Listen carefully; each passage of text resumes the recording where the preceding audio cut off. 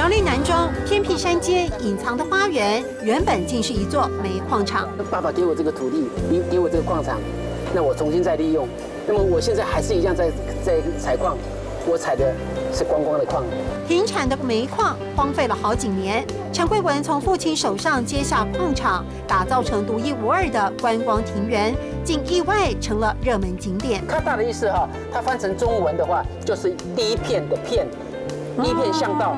那矿工忌讳死，我们用3瓣来代替第4咔大。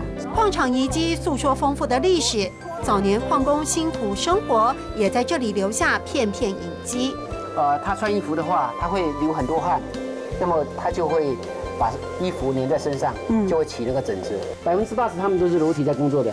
矿坑作业危险万分，为了落实人员管控，当年也发展出一套独特的管理机制。它现在如果呈现是蓝色的话，就表示他在坑内工作；那么如果它是呈现在木牌的话，表示他已经出坑。墙上挂的名牌都真有其人。陈桂文努力保留矿坑遗迹，带领游客们亲身体验矿工生活。要注意安全的客家话怎么说？可不可以教观众朋友？好，要注意安全。爱注意安全。愛注意安全，愛注意安全。